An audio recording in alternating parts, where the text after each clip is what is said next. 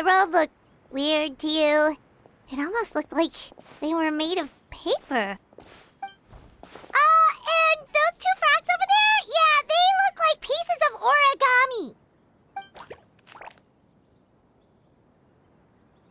Oh, by the shade of a lotus leaf stream, don't tell me you forgot how to jump! I didn't forget, Firecracker. I'm just not sure if what I remember is correct. Next thing you know, you'll have forgotten how to sing, much less notate a score. You still remember why we call you Stream, don't you? Yeah, because I've got a great singing voice. Although these days, name seems more ironic than anything. Not just a great voice, one that evokes the gentleness of early morning dewdrops flowing into a spring. So cheer up and make the jump over. If you're still unsure, just use that roll of magic thread. I won't laugh, I promise. Now, don't tell me you've forgotten how to use that as well. I haven't forgotten everything, Firecracker. Your name, for instance. It's kind of hard to forget that you're named after your fiery temper. Now do me a favor and pipe down for a second. I'll be right over.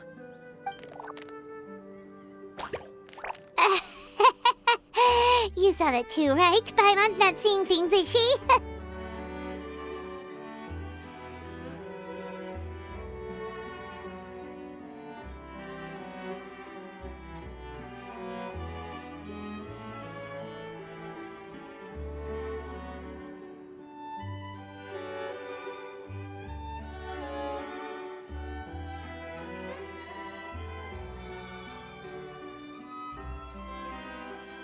This place is getting more confusing by the second. Anyway, why don't we go after those two frogs? They didn't look evil or anything. Plus, they might be able to help us out.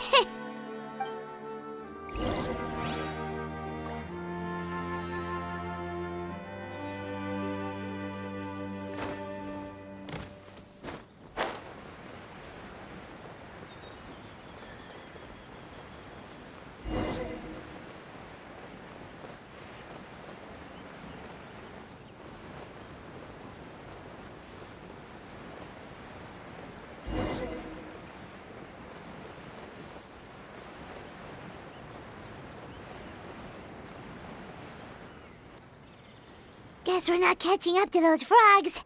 They were so fast. Paimon couldn't even tell where they hopped off to in the end. Excuse me, honored travelers. Did you come from the Cliff of Prophecy, perchance? Chubby? Who are you calling chubby? I've just got a slightly thicker layer of paper on me, that's all. Allow me to introduce myself. My name is Armand, and I'm an elder of the Forest of Blessings. I've been waiting here for the hero of prophecy to arrive.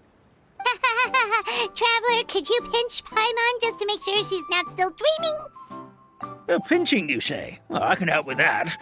Although you'll have to get a little closer. My arms are rather short. That's all right.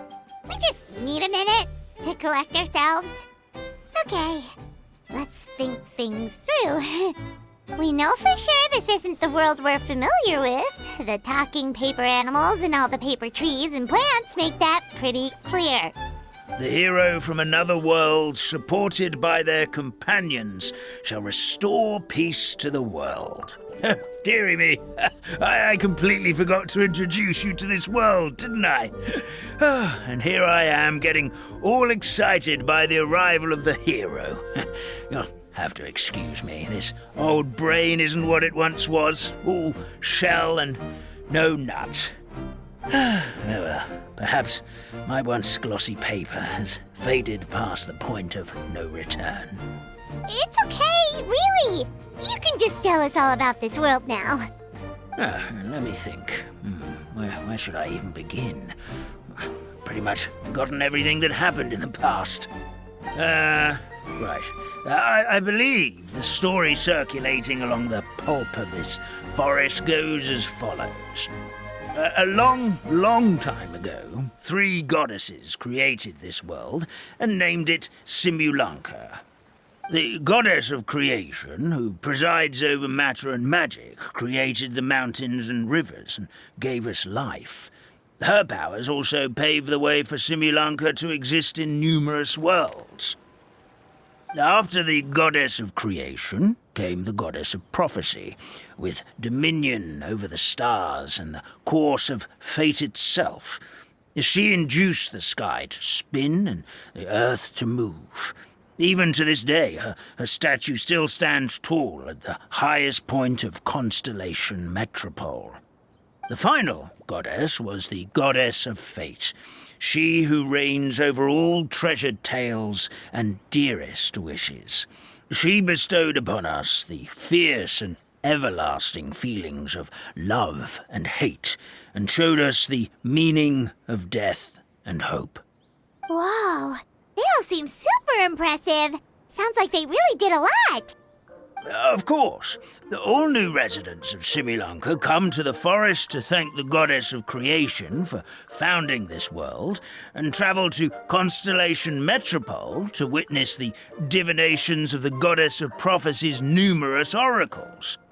After that, they make their way to the end of the world and tell the goddess of fate about their most cherished dreams. Well, at least that's how it used to be. How it used to be? Did something bad happen? Oh, yeah. That has to do with the hero you're waiting for, right? Yes, this old brain of mine may have forgotten many things, but I will never forget the day the evil dragon descended upon our forest. It came down from the skies in an ominous black mist and ravaged our homeland. Its gigantic footprints can still be seen in the kingdom of breezes and bells. We're incredibly fortunate that no one was hurt. Sounds terrifying. The terror doesn't stop there, I'm afraid. Ever since the attack, the Calligraphy Tavern in the forest has been closed. No one knows why, but it's a catastrophe of the highest order for us, forest dwellers. A catastrophe of the highest order? All because a tavern closed? If we were talking about Mondstadt here, Paimon might understand, but is it really all that serious? Good goddess of creation above, we'd take even the greatest flood over the closure of the tavern. Wet paper will dry out with time. Fallen trees can be restored. But the Calligraphy Tavern is the only source of the magic tonic that sustains all creatures in the forest. Magic what? Magic tonic. It was gifted to the forest by the goddess of creation herself. A special potion that helps us maintain our vitality. Well, our bodies will gradually crumple and become brittle until they eventually disintegrate entirely. Our colors will fade and we'll start to lose our memory until we can't even remember our own names. But wait, Grandpa Almond, does that mean you've already... Oh, I'm afraid so. The color has all but completely faded from my paper. To be honest, all I really remember is that I'm supposed to wait here for the hero of prophecy. But I've already forgotten who gave me that order to begin with. Then we've got to act fast! How can we help? Oh, brave Pixie. May the goddess of fate reward you and your friend for your kindness. Could it be you're the heroes I've been waiting for all along? Not sure how we know that. Plus, we can't even remember how we got here, so it's not looking too promising. Well, this is turning out to be quite the conundrum for old almond brain here. The prophecy never mentioned anything like that.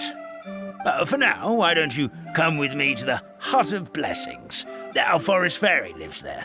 Maybe she'll know what to do. Whoa, a forest fairy? Like one that knows magic? Oh, you betcha.